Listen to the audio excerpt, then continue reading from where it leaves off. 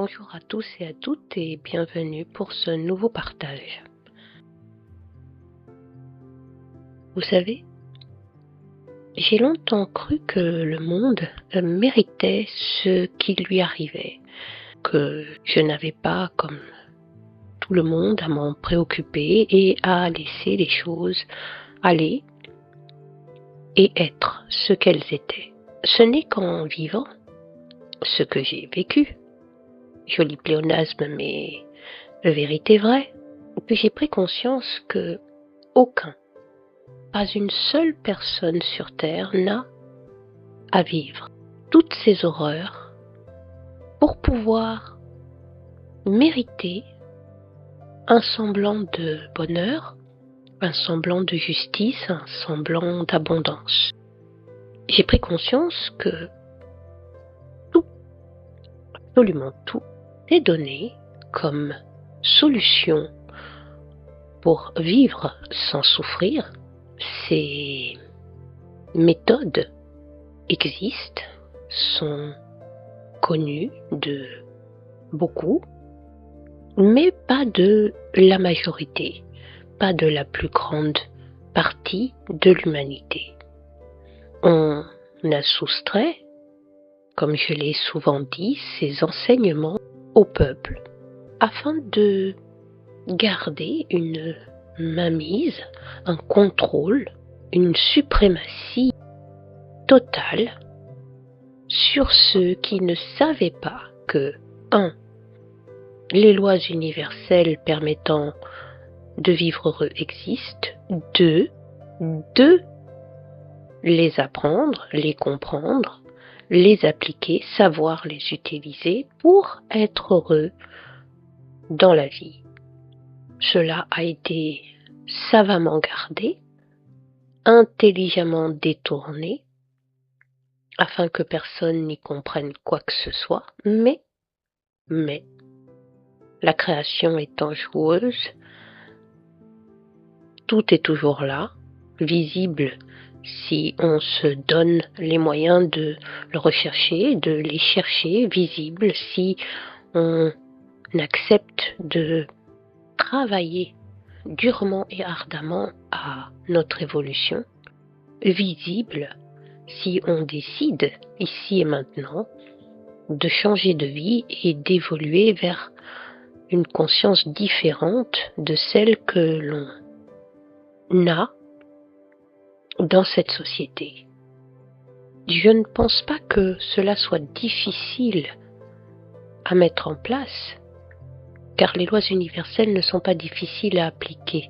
Elles demandent juste de la volonté, de la méthode, de la discipline, de la répétition et de la foi, parce qu'il faut y croire. Les lois universelles parlent en tout premier lieu de la maîtrise de l'esprit. Elles nous disent que tout est esprit, que le créateur, la création, n'est qu'un esprit, ce que nous appelons Dieu, Allah, Jéhovah, n'est qu'un seul et unique esprit, et que celui-ci, allez savoir pourquoi, s'est diversifié, s'est individualisé, s'est multiplié.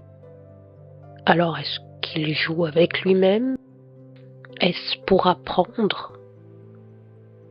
Est-ce pour comprendre et devenir ce qu'il est devenu? Il y a là un phénomène rétroactif. En fait, ce que nous vivons ne serait que le passé de la création, et nous ne sommes donc qu'un souvenir de ce qu'il a été dans son apprentissage. Bref, quoi qu'il en soit, je ne pense pas qu'il soit difficile, si nous nous y mettons sincèrement et tous, de changer la réalité de ce monde vers ce dont on nous parle dans les anciens textes sacrés ou les mythes et les légendes, qui n'en sont pas, le paradis. Dans le paradis, l'égalité régnait, l'harmonie était la constante. Il n'y avait ni faim, ni soif, ni maladie, ni guerre, aucune envie de suprématie, aucune avidité à tout vouloir. L'impudeur n'existait pas puisque la honte d'être nu ou les idées perverses et vicieuses étaient inexistantes de l'esprit. Tout était pur. D'où le titre de cette vidéo. Pourquoi le matriarcat est-il possible dans le nouveau monde grâce à l'esprit? Parce que si l'on remonte aux textes anciens, nous, en tant que femmes, serions la cause de la chute de l'humanité. Alors pour prouver qu'il n'en est rien et pour donner aux détracteurs de la femme non pas une leçon, mais l'explication sincère et honnête que nous ne sommes en rien la cause de ce qui arrive de nos jours, je pense que le matriarcat, comme solution de vie pour le monde, est une solution viable pour notre futur. Je ne pense pas que l'humanité soit aveugle à ce point, même si elle fuit la vérité, en refusant de regarder réellement ce qui se passe, en oubliant ce qui s'est passé et en ne se projetant pas dans un futur qui, si on ne change pas notre état de pensée, sera pire. Je pense que l'humanité peut prendre conscience que ce que nous vivons en ce moment, l'avidité de certains hommes, je n'en exclus pas les femmes, car bien souvent de nos jours, elles ont décidé d'assumer le même état d'esprit de pouvoir, sans se cacher, et de toute façon, derrière chaque homme, chaque grand homme qu'il y a eu dans l'histoire, il y a toujours eu une femme derrière qui le poussait, qui le motivait, qui le soutenait ou qui lui glissait à l'oreille ce qu'il fallait dire ou faire, car la tête pensante, bien souvent, c'était elle aussi. Donc les femmes ont toujours été et ont toujours existé, en s'adaptant du mieux qu'elles le pouvaient à chaque mode que les hommes lui imposaient. Les femmes ont toujours résisté, elles ont un pouvoir de résilience énorme face à l'adversité. Elles ont toujours résisté à toutes les aberrations, à tous les outrages, à toutes les violences que les hommes et donc la société leur ont fait subir. Je pense que vous commencez à me cerner un peu mieux au fil de ces vidéos. Je suis quelqu'un qui cherche constamment le but de notre vie, le but de tout ce qui est, qui cherche à savoir le comment du pourquoi et le pourquoi du comment, et qui ne se satisfait jamais d'aucune réponse sans l'avoir expérimenté et en avoir compris au plus profond de moi-même les différents sens, ou en tout cas ceux que je peux appréhender grâce à mon évolution ou dû à mon stade d'évolution. Je me suis donc dit que, en tant que femme, et nous sommes nombreuses sur Terre, de la plus jeune à la plus âgée, nous pouvions changer le monde en nous fédérant. Se fédérer est le moyen le plus efficace pour mettre en place pour créer, pour matérialiser les plus audacieux projets qui soient pour l'humanité. Mais me direz-vous comment se fédérer alors que nous sommes toutes éparpillées de par le monde et que nous vivons toutes des situations différentes et que nous n'avons pas toutes accès à la technologie pour pouvoir nous contacter, pouvoir nous voir, pouvoir nous parler. Les moyens financiers ne sont pas donnés à toutes pour pouvoir accéder à ces nouvelles technologies. Les infrastructures ne sont pas partout les mêmes. Donc, comment se fédérer? Et là m'est venue l'idée que si on appliquait toutes les lois universelles, nous pourrions créer par l'esprit, grâce à l'esprit, dans l'esprit, un courant d'énergie où nous pourrions, en tant que femmes, strictement réservées à l'énergie féminine, nous pourrions, en tant que femmes, nous y retrouver. Parmi les lois universelles, il est celle qui dit que le tout est esprit et que l'univers est mental. Tout est esprit. Nous sommes une énergie pensante. La science ou les dogmes religieux l'ont défini, l'ont accepté, l'ont révélé. Il vous suffit de faire pour cela des recherches. Nombre de scientifiques de nos jours en parlent de ces recherches faites il y a déjà bon nombre d'années et qui ont amené à cette conclusion. Les religions le savent depuis très longtemps puisqu'elles se basent sur des paroles dites par des initiés qui transmettaient ces vérités au peuple, que l'on a fait taire de toutes les façons possibles et inimaginables. Ils transmettaient ces vérités au peuple pour que ceux-ci s'émancipent de la férule des seigneurs, seigneurs de guerre, seigneurs de terre, seigneurs de foi, seigneurs de nos âmes et nos esprits. Ces vérités sont toujours les mêmes et elles sont aussi véhiculées dans toutes les confréries, cachées oui et non, mais que tout le monde ne peut pas intégrer et dont le savoir lui-même n'est donné qu'au compte-gouttes et dont les premières bases, les premières classes, les premiers degrés, les premiers niveaux ne peuvent y accéder car cela reste chasse gardée pour ceux qui désirent continuer à régner sur ce monde matériel. Le tout est esprit, l'univers est mental, nous ne sommes qu'une énergie pensante. Tout est énergie, tout vibre et tout remue, nous ne sommes que de l'énergie, nous sommes des ondes, nous vibrons.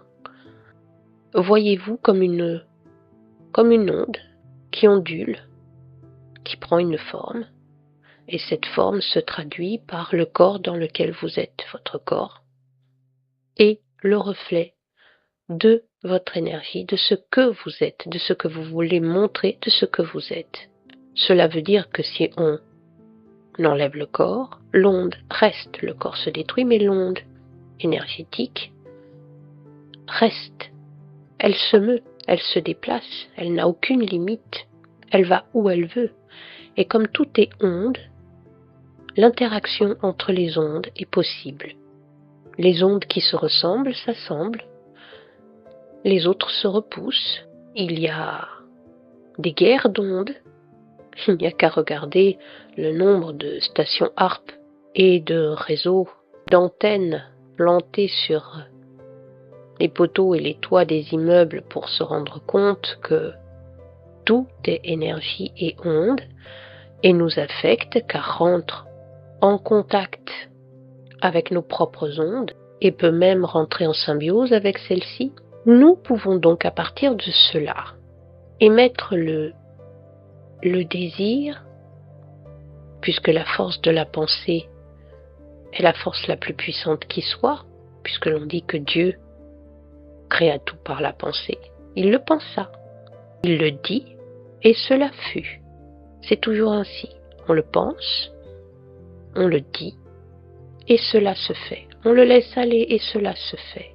Dieu pensa à ce qu'il voulait, il le visualisa dans son esprit, il le dit, fiat lux. Et cela fut, cela se fit, cela se matérialisa. C'est pareil pour nous, puisque nous sommes issus de ce qu'il est, donc nous ne sommes que lui, donc nous fonctionnons de la même façon que lui. Si à partir de ce moment-là, nous pouvons, toutes, où que nous soyons, penser la même chose, voyez-vous la puissance du courant que nous allons générer. Plus nous serons nombreuses à penser la même chose, et plus notre courant de pensée sera puissant et écartera, détruira les autres formes de pensée autour d'elle pour ne s'imposer qu'elle et elle seule. Nous pouvons changer la face de ce monde par nos pensées. Si une femme qui écoute cette vidéo en comprend le sens profond et décide de l'appliquer, elle commence à mettre en place, voyez-le comme une autoroute, mais cette autoroute, c'est une autoroute d'énergie. Voyez des ondes qui se déplacent sur un chemin. Ce chemin, en fait, n'est fait que d'ondes. Eh bien, elle met son onde sur cette voie, ce chemin. Et elle pense. Elle pense à ce que je vais définir plus tard. Non seulement cette onde va se répandre partout sur la planète, car tout n'est qu'énergie, donc elle va rentrer en contact avec les autres formes de pensée, donc d'énergie des autres personnes, et les autres personnes vont pouvoir, si elles sont sur un chemin de recherche, capter cette pensée et la voir pour elles-mêmes en se disant « Tiens, j'ai pensé à quelque chose, il y a quelque chose qui m'est venu à l'esprit, tiens, et vous voyez, c'est une façon d'influencer de façon inconsciente l'esprit des gens. Mais elle peut aussi, cette femme, commencer à parler autour d'elle de cette façon de penser, de l'enseigner, parce que c'est gratuit, ça ne coûte rien, et c'est un but commun pour le bien de tous. Elle peut commencer à en parler à d'autres femmes et leur dire, voilà, moi j'ai commencé à mettre ceci en pratique parce que je veux pour moi, pour mes filles, pour mes petites filles, pour mes semblables, mais aussi pour les hommes, pour l'humanité, un autre monde. Et comme je ne veux pas me battre, comme je ne veux pas détruire, comme je ne veux pas salir, comme je ne veux pas m'approprier sans partager, je le fais par la pensée. Et plus nous serons nombreuses à penser, car tout est énergie, plus vite il arrivera un moment où notre pensée sera plus forte que les autres, malgré tout ce que l'on peut faire comme acte magique, répréhensible, comme magie noire, comme mauvaise pensée pour garder ce monde dans l'état d'horreur dans lequel il est. Cette pensée lumineuse finira par renverser, par illuminer les ténèbres de l'esprit et par mettre en place le monde dans lequel nous voulons vivre. On a enlevé aux femmes leur liberté, et ce, depuis très longtemps. Qu'est-ce qui déplaisait à certains hommes chez la femme qui les a fait, qui leur a fait penser à les asservir, les détruire, les humilier à ce point, je ne sais pas.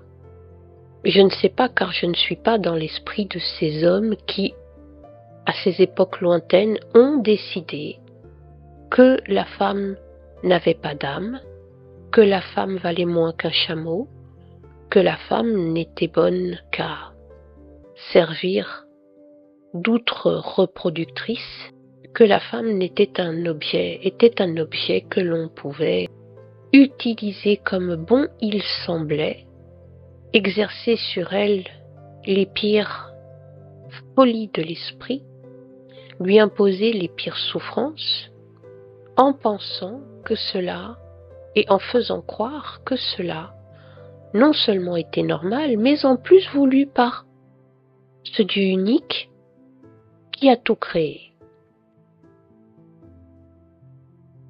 Quel non-sens! Ouvrir sa bouche pour dire que ce Dieu unique est un Dieu d'amour qui a tout créé, mais en même temps en soustraire une partie de sa création en disant que celle-ci non seulement n'est pas de lui, mais n'a aucun droit d'existence.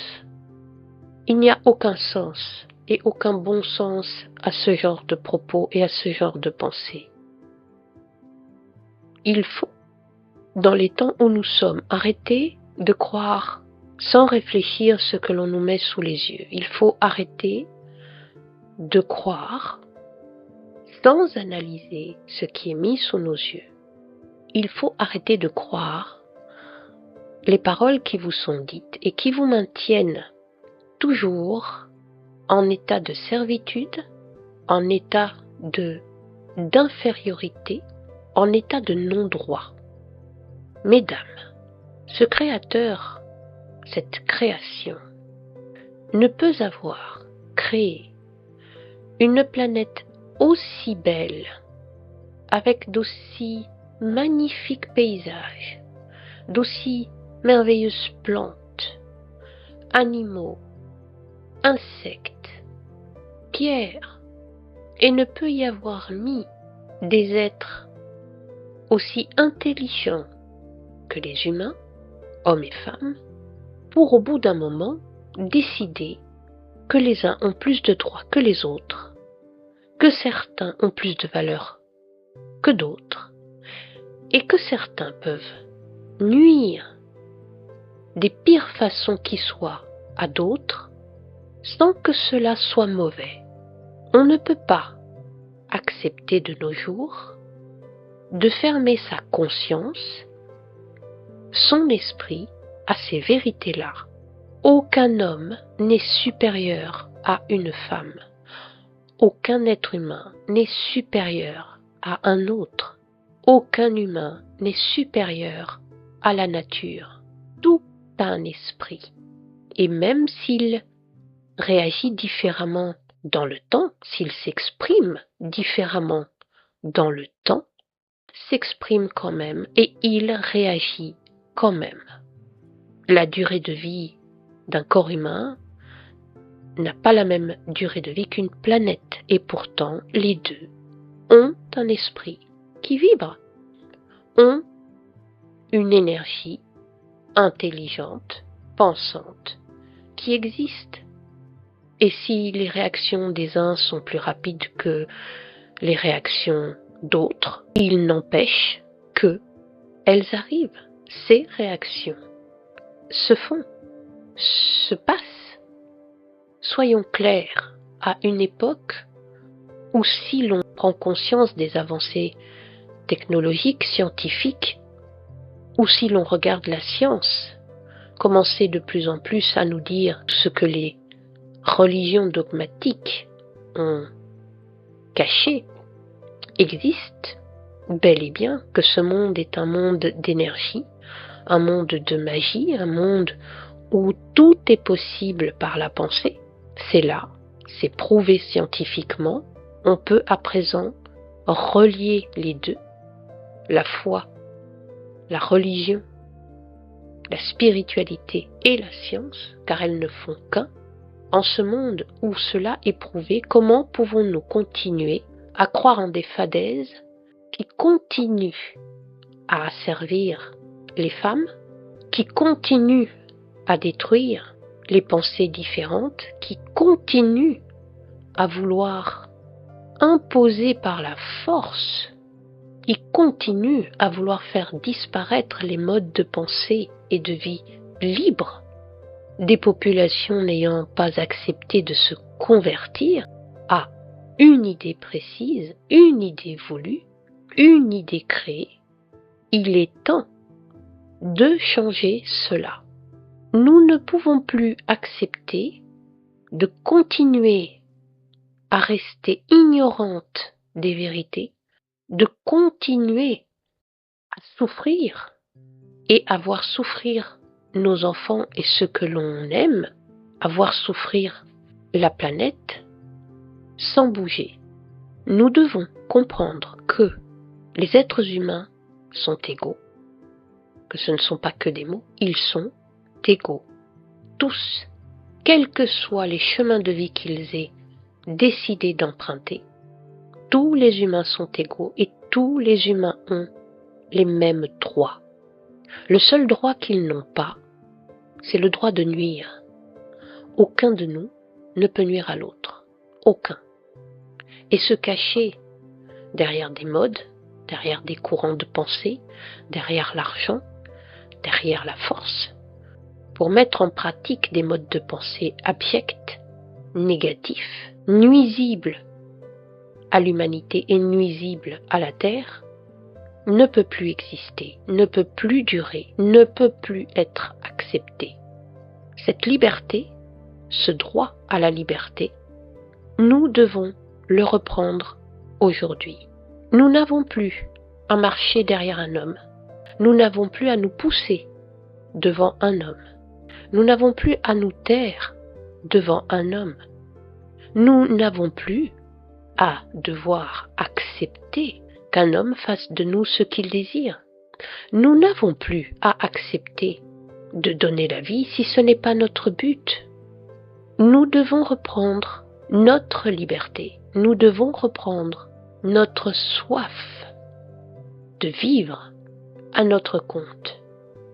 Souvent, en fin de vie, nos grands-mères nous ont dit que si elles avaient pu, ou surtout que si elles avaient su avant, elles n'auraient pas fait les choses telles qu'elles l'ont fait. Elles n'auraient pas accepté ce qu'elles avaient accepté. Oh, c'est un cheminement de pensée que hommes et femmes, en fin de vie, acquièrent. Mais nous qui mettons au monde les enfants et qui transmettons beaucoup plus que les hommes, c'est ainsi. Les codes, les coutumes, nous-mêmes, nous permettons, par nos actions, à ce que se perpétuent des traditions qui nous nuisent et qui nuisent aux femmes sur toute la planète et qui, par répercussion, si cela nuit aux femmes, cela nuira inévitablement aux hommes. De nos jours, les femmes, dans beaucoup de pays, beaucoup d'endroits, sont actives, se débrouillent par elles-mêmes pour mener à bien et leur vie de mère, et leur vie de femme, et leur vie sociale, professionnelle, bref. Mais se sont-elles posé la question de savoir si réellement elles voulaient ce paquet cadeau dans sa totalité? A-t-on réfléchi en tant que femme à ce qui nous est demandé et imposé depuis maintenant des lustres? Doit-on réellement faire des enfants pour être une femme? S'est-on posé la question? Est-ce que si je ne désire pas avoir d'enfants, je ne suis pas considérée comme une femme dans son entièreté et dans son intégralité? Si je ne me sens pas capable d'avoir des enfants, en quoi suis-je une mauvaise personne? Si je ne veux pas avoir d'enfants qui demandent un investissement entier pour toute une vie, parce que moi, je désire mener une carrière, partir à l'aventure, ne pas avoir à souffrir si la charge d'investissement, d'engagement est trop lourde. Est-ce qu'à ce moment-là, suis-je considérée comme une mauvaise femme? Si je ne désire pas me marier et apposer sur un papier ma signature faisant de moi le pendant de l'autre, faisant de moi le coreligionnaire de l'autre, faisant de moi la moitié de l'autre. Je ne désire peut-être pas être la moitié de quelqu'un tel que cela est défini dans cette société.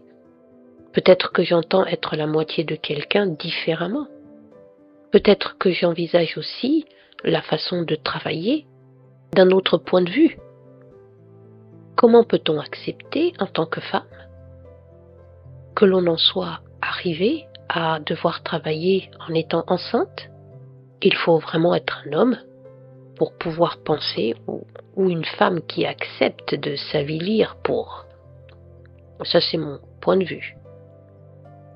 Pour dire à d'autres femmes que travailler enceinte est tout à fait normal. Comment a-t-on pu accepter, et comment peut-on accepter de travailler enceinte? Peut-être que je n'ai pas envie d'accepter de travailler enceinte. Mais à ce moment-là, peu de choses sont prévues pour que vous puissiez rester chez vous tranquillement et passer ce moment qui est un moment important dans la vie d'une femme et parfois un moment physiquement difficile. Comment peut-on le passer à travailler? Dans les transports, dans sa voiture, debout, assis, pendant des heures, tous les jours? Peut-être qu'on ne le désire pas. Comment peut-on accepter de ne passer que quelques mois avec ses enfants, son enfant quand il naît, devoir le laisser entre les mains de personnes dont vous ne connaissez rien, dont vous ne savez pas quel est leur état d'esprit, s'ils sont bons ou pas, doux, aimants dans leur façon de faire avec les enfants, dont vous ne savez pas si sa vie est suffisamment épanouie, si cette personne est suffisamment épanouie pour ne donner que de l'amour aux enfants dont elle a la charge et dont elle a la garde. Vous savez aussi que il est impossible, dans les structures telles qu'elles sont faites, que les enfants soient pris en charge individuellement et aient l'attention particulière d'une personne au long de la journée. Ils sont quand même, la plupart du temps, livrés à eux-mêmes, même s'ils sont encadrés. Et ce travail, effectivement, peut-être que nous ne voulons pas le faire en étant sous-payés par rapport aux hommes. Peut-être que nous ne voulons pas être obligés de faire des travaux difficiles, usants, fatigants, parce que nous ne pouvons pas faire autre chose, parce qu'il ne nous a pas été permis de faire autre chose. Il en est de même pour notre corps, pour notre sexualité. Nous en sommes rendus à un monde où on incite les jeunes à être sexuellement actifs très tôt. Mais est-on vraiment prêt très tôt? Est-on vraiment sûr que tout ce que l'on impose à ces corps si fragiles et à ces esprits encore non réellement formés ne fera pas des dégâts plus tard, ne constituera pas une base défaillante dans la vie de ces personnes, hommes comme femmes, jeunes hommes comme jeunes femmes? Bref, en tant que femme, devoir accepter dans toutes ces facettes de la vie des choses que l'on ne désire pas. Peut-être que il est temps de les changer. Pour nous, comme pour nos enfants. Et pour cela, il faut peut-être commencer à changer le regard que nous avons sur nos enfants. Nous devons commencer à regarder nos enfants différemment. Cela prendra du temps, certes, mais qu'est-ce que le temps? Rien. Cela peut aller très vite. Le regard que l'on a sur nos enfants doit changer. Il ne doit plus être codifié ou imposé de l'extérieur, mais il doit venir de l'intérieur. Il ne doit être issu que de notre cœur et que de notre bon sens. Le cœur et le bon sens, l'intuition, sont issus de ce Créateur, de la création, et ne peuvent engendrer que des actes, des actions, des paroles qui sont justes et bonnes pour chacun. Si en tant que mère, nous commençons non pas à enseigner à nos enfants ce que la tradition, les coutumes, la morale, la religion, la société nous a dit de transmettre, mais si nous commençons à transmettre autre chose, ou ces choses différemment, en étant impartial, en étant équitable, en étant juste, quand il s'agit de s'adresser à nos enfants de sexe masculin ou de sexe féminin, quand il s'agit aussi d'imposer ce point de vue aux parents masculins, nous devons commencer à changer notre façon de penser par la pensée, commencer à le voir différemment. Et même si ce sont par de petits mots, même si ce sont par de petits actes, nous devons commencer par changer nos enfants. Changer les adultes, c'est impossible. Ils ne peuvent se changer que par eux-mêmes, s'ils le désirent, s'ils le veulent, et ils ne peuvent se changer que en ayant un exemple sous les yeux. Il n'y a que comme cela, et encore, ça n'est pas dit, qu'ils peuvent accepter de changer. Mais nos enfants, c'est différent. Ils sont en pleine formation. C'est pour cela qu'on les envoie à l'école et qu'on les codifie bien dans cette société. Nos enfants peuvent être modelés différemment. On peut insuffler dans leur esprit un vent de liberté, un vent d'équité, un vent de justice, un vent de foi et de force en eux, en leurs croyances, inégalées. On peut.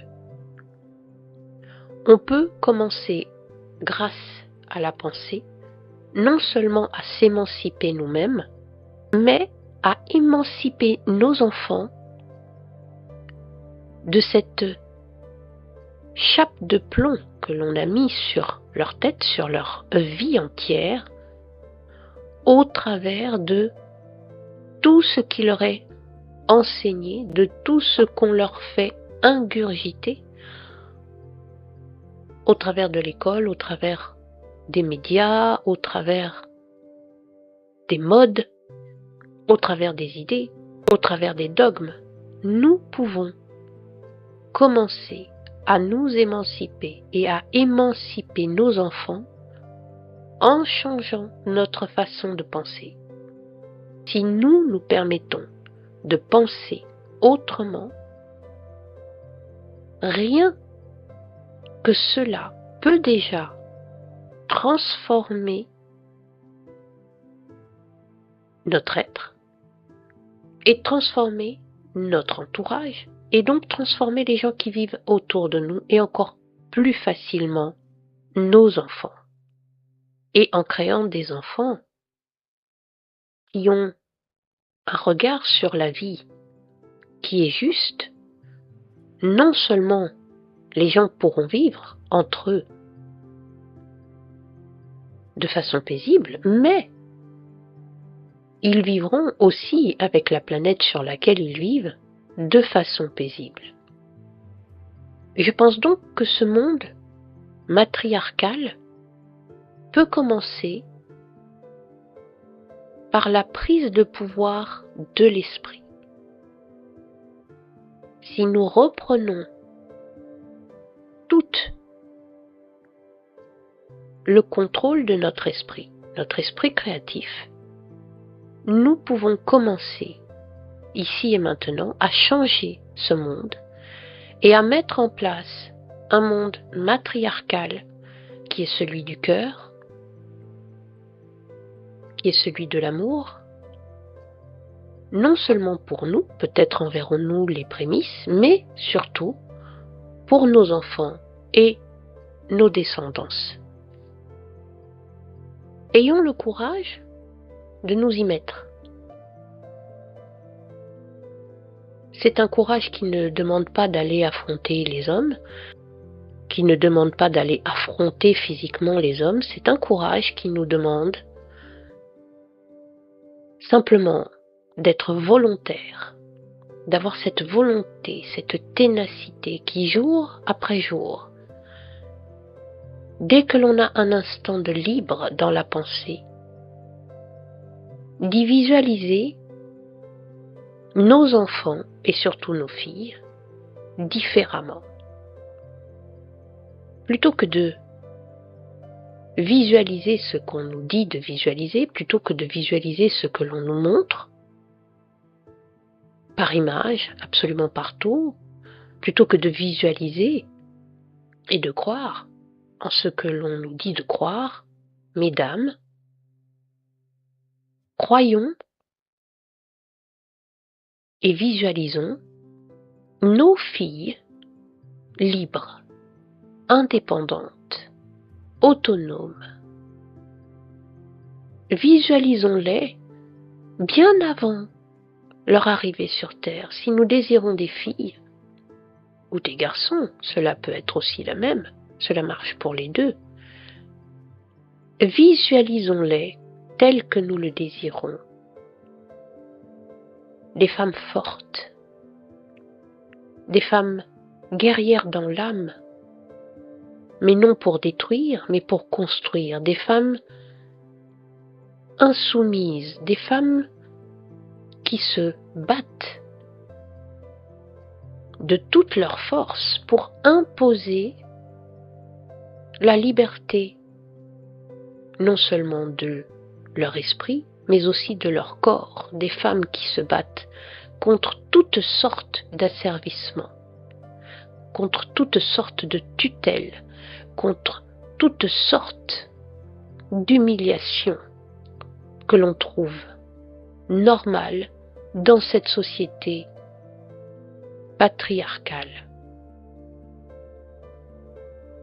Et je voudrais à ce propos faire une précision.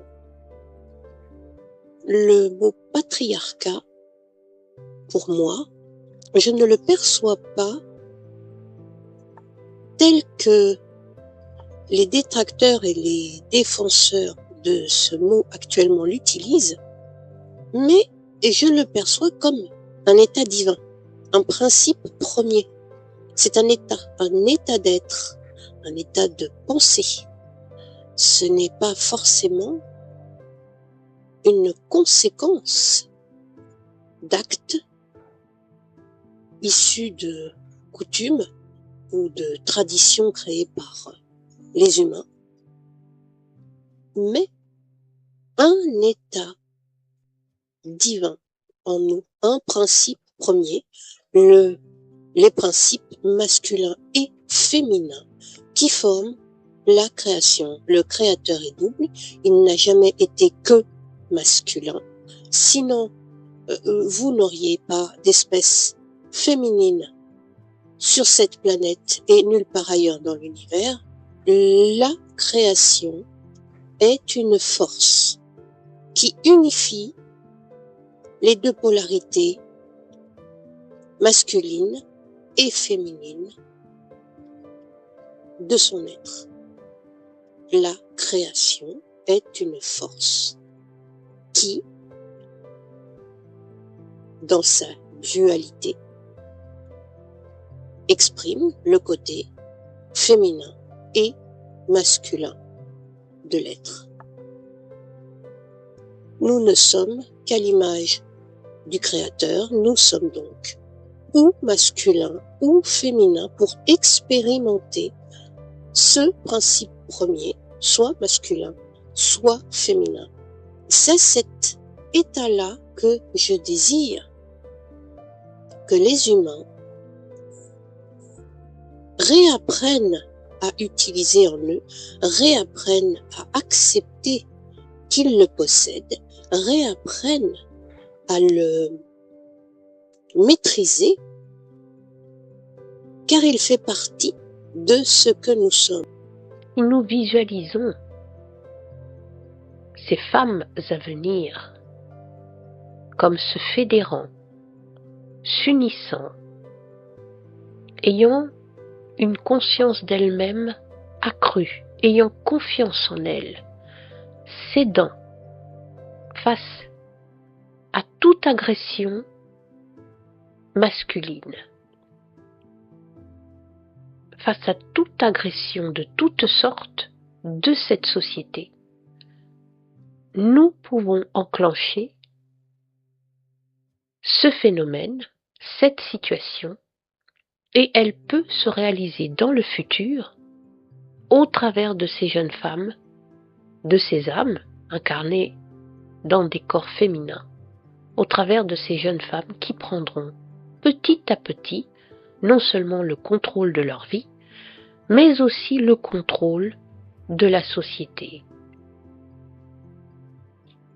Nous pouvons aussi, si nous désirons des garçons, les visualiser comme étant des garçons qui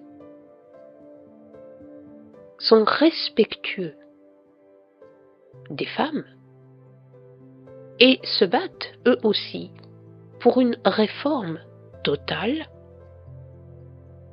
de cet ancien système de pensée qui a servi les femmes.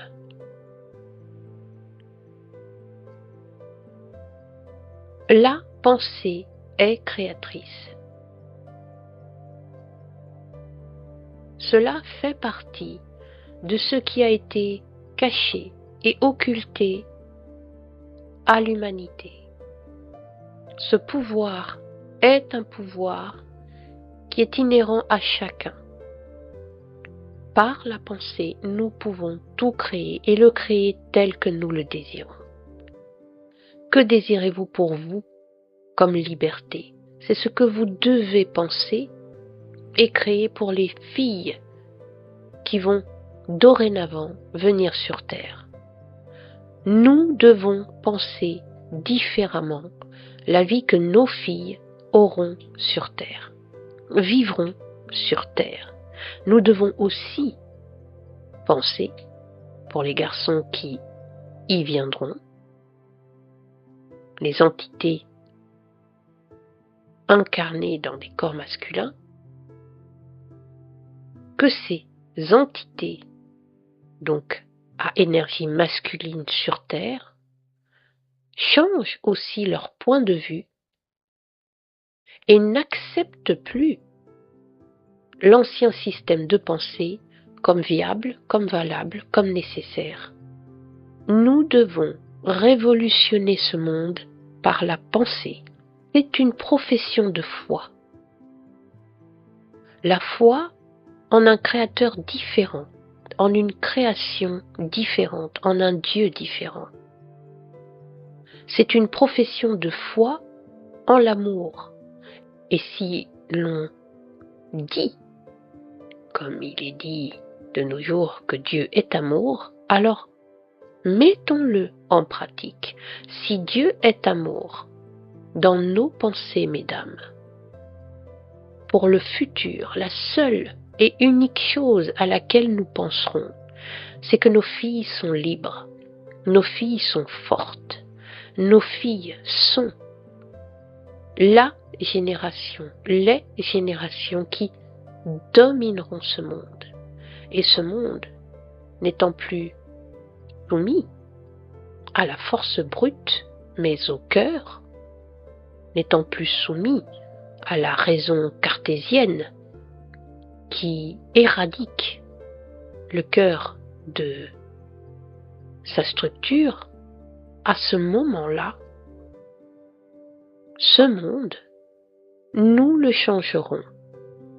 Si, à partir de maintenant, chaque femme pense pour elle-même, pense pour ses filles et pense pour toutes les entités féminines incarnées sur Terre, quelle que soit leur couleur, quelle que soit leur religion, quel que soit leur statut social, quelles que soient leurs idées, où qu'elles se trouvent sur Terre, si chacune d'entre nous pense, visualise, crée tous les jours par une prière, par un moment de méditation, où elle voit ce petit film se réaliser sur Terre où toutes les femmes sont libres, où elles ne sont plus soumises à rien qui les humilie, qui les détruit, qui les fait souffrir.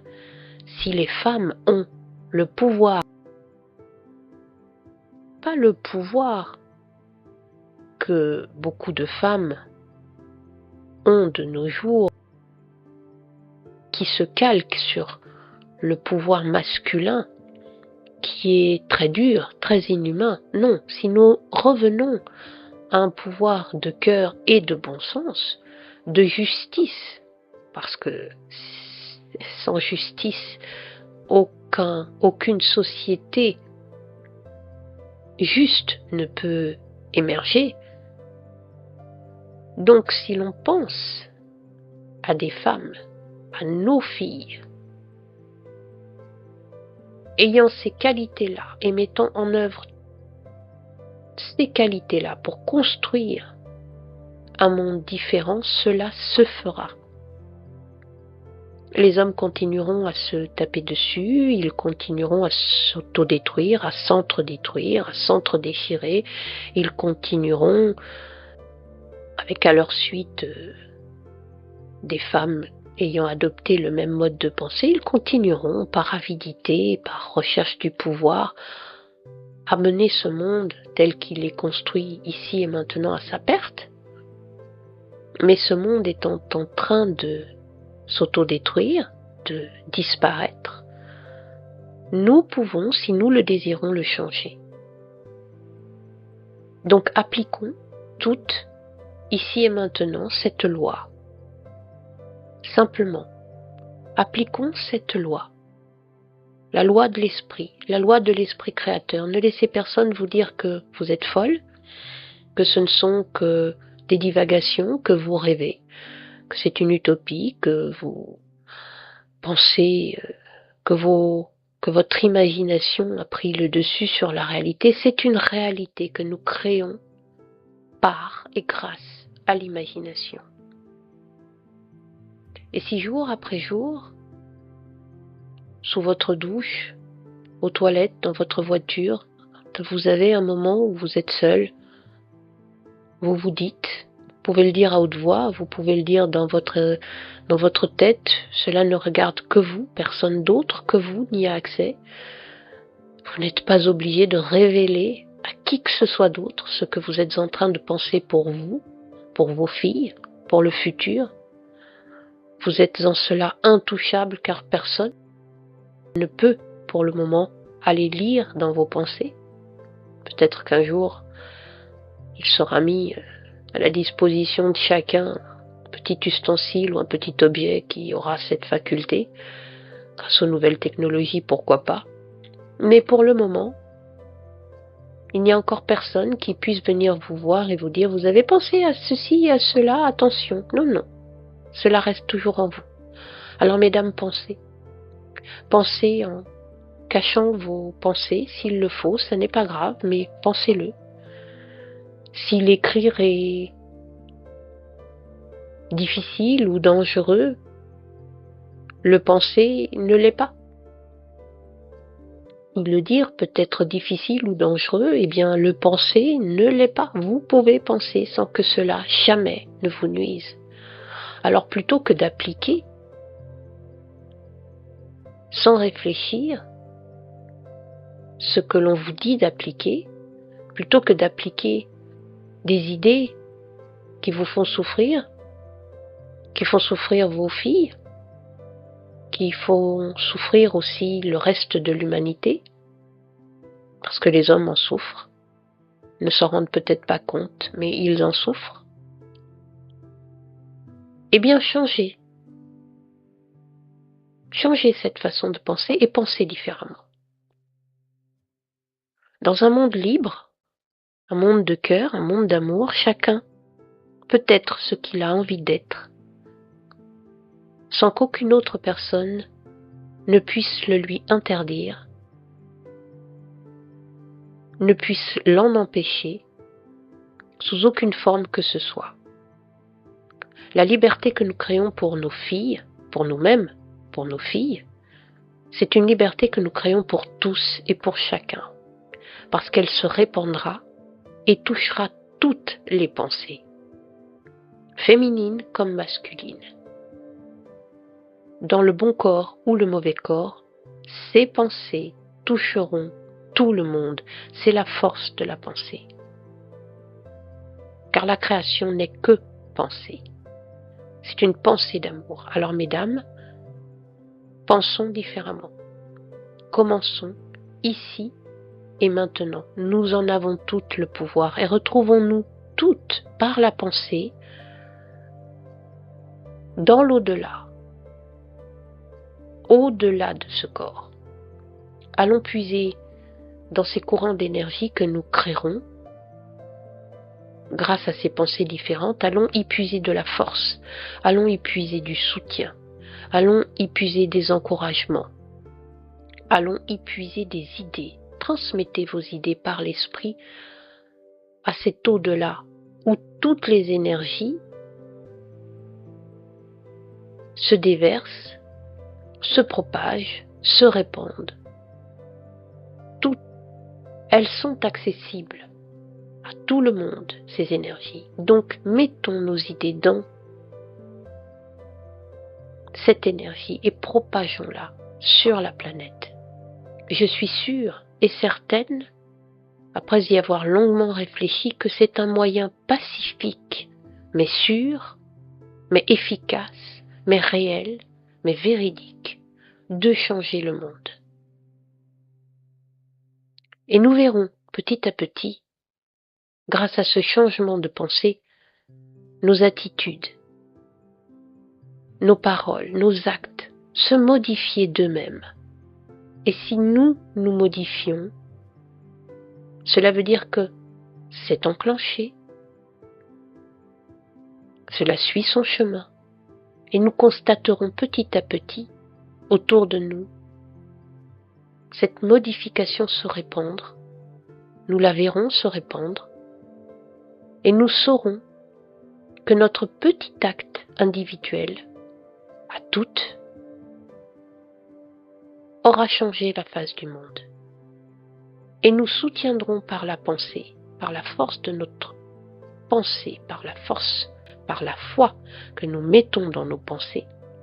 Nous soutiendrons toutes celles qui se battront peut-être différemment, plus fortement, qui affronteront la société d'une façon peut-être plus virulente que d'autres, qui en souffriront, seront peut-être jetés en prison, seront peut-être accusés de ceci ou de cela, seront peut-être roués de coups parce qu'il y en a qui se battent différemment. Il y a toute forme de bataille.